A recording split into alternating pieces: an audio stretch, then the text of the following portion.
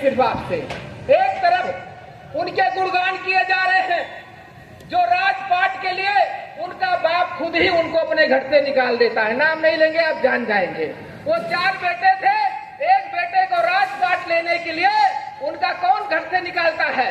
उनकी माँ कहती है तुम्हें 14 साल का वनवास होगा।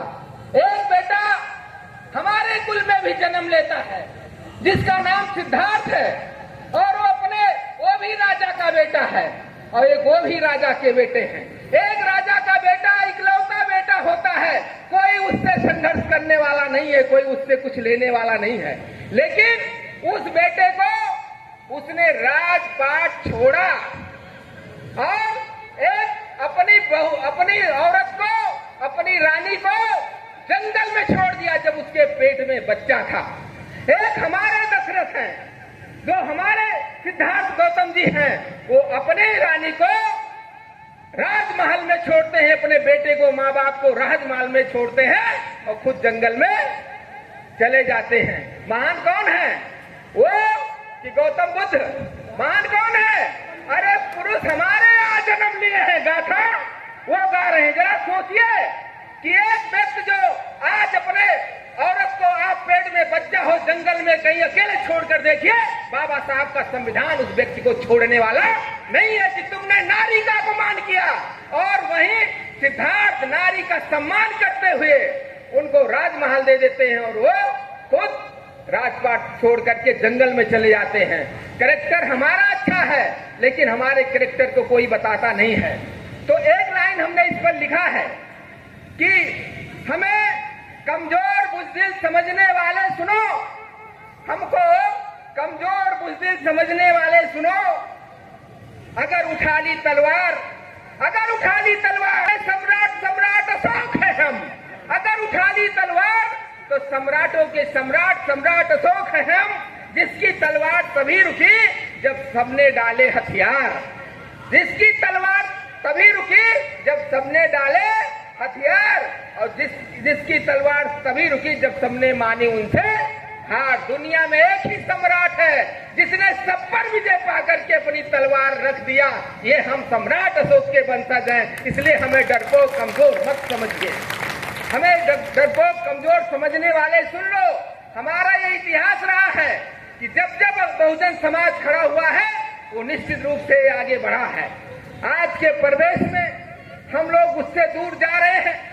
आज अगर ये कुर्सियां खाली हैं तो हमारी भी जिम्मेदारी, आपकी भी जिम्मेवारी उतनी बनती है जितने रवि की बनती है, जितने हमारे संचालक महोदय की बनती है। एक बार हमारे संचालक महोदय के लिए जोरदार तालियों से एक अच्छी ताली ऐसे लगता है। देखिए दूसरे लोग खूब अच्छी ताली बजाते हैं, लेकिन जब अपने भाई का नंबर आता है तो हम लोग जो है कार, इससे ऊर्जा मिलती है, काम करने वालों को शक्ति मिलती है।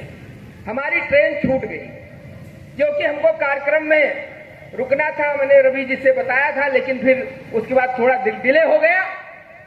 हम दूसरे से जाएंगे, लेकिन ये आपसे कहना चाहते हैं कि आज हम किस पैराए पर खड़े हैं।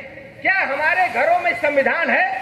अगर उनके घरों में देखिए तो गीता है, उनके घरों में देखिए तो सुंदरकांड है, लेकिन आप लोग बताइए ईमानदारी से, क्या हमारे घरों में बाबा साहब की लिखी हुई जो धर्म ग्रंथ है, इस देश का अगर कोई धर्म ग्रंथ है तो भारत का संविधान है, कोई दूसरा नहीं है। वो भारत का संविधान, हमारा धर्म ग्रंथ ऐसा है कि आज हम बड़े डंके की चोट पर कहते हैं कि तेरे राम और उनके अल्लाह के घर को भी बनवाने की जिम्मेवारी अगर ईमानदारी से कोई लेता है तो बाबा साहब भारत के संविधान के लिखने वाले उस किताब से मिलता है। बाकी जगह जगह ठोकर खाने वाले लोग आपको न्याय नहीं मिल पाया। न्याय मिला कि नहीं मिला?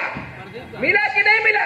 अरे जो ये झगड़ा था, इस झगड़े को अगर किसी ने समाप्त किया तो भारत का संविधान। इसलिए आपका गीता और कुरान बड़ा नहीं है, बड़ा है भारत का संविधान। इतना कहना चाहे, इतने कहने के लिए आपसे आए। और कानून पढ़िए, कैडर करिए। अगर आप लोग कैडर नहीं कर पाएंगे जाएंगे तो आप पर जितने भी आपका इतिहास है उस पर वो लोग कब्जा जमा लेंगे। बुद्ध को भी लोग भगवान बनाने में लगे हैं, डॉक्टर भीमराव अंबेडकर को भी भगवान बनाने में लगे हैं। और भगवान का मतलब है कि उनकी शिक्षा को मत लीजिए, केवल उनके पूजक बने रहिए। और पूजक हमेशा गुलाम होता है। तो आप गुलाम पूजक बनना चाहते हैं कि मालिक बनना चाहते हैं? क्या बनना चाहते हैं? और इस देश से, इस मन से एक ही बात, क्योंकि हमारे संचालन महोदय हमको टाइम दिए हैं, हम इतना कहना चाहते हैं कि ईवीएम के खिलाफ हम लोग इस मन से जरूर, अगर ईवीएम इस देश में है तब तक आप लोकतंत्र जिंदा नहीं है। अगर लोकतंत्र को बचाना है, ये वहां जिताने का काम करेंगे। कश्मीर में इसलिए जिता दिया क्योंकि वहां केंद्र के अधीन सरकार रहेगी। हरियाणा में इसलिए बेईमानी हो गई क्योंकि वो फुलफिल सरकार रहेगी। मायावती जी को कमजोर मत समझिए, अखिलेश जी को कमजोर मत समझिए, लेकिन जब तक ईवीएम रहेगी आपके वोटों की गिनती नहीं होगी। इसलिए आप लोगों से अनुरोध है कि जगह जगह एक कार्यक्रम लगाइए। देश हमारा है, देश तुम्हारा है, इसलिए लोकतंत्र से चलेगा।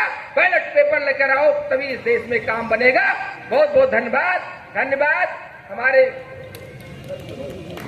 बहुत बहुत धन्यवाद। एक बार जोरदार नारा, जय जय जय जय जय भीम, जय भीम, जय भीम। आवाज आ जाए और अच्छी से और लोग जो खड़े हैं बाहर वाले आ जाएं। अरे जय जय जय जय जय भीम, जय भीम, जय। अरे जय जय जय जय जय भीम, जय भीम, जय। जय जय जय जय जय भीम। जय भीम। भारतीय संविधान जिंदाबाद, जिंदाबाद, जिंदाबाद। भारतीय संविधान जिंदाबाद, जिंदाबाद, जिंदाबाद। भारतीय संविधान जिंदाबाद, जिंदाबाद। आज के समागम की जिंदाबाद। जिंदाबाद, जिंदाबाद। बहुत बहुत धन्यवाद।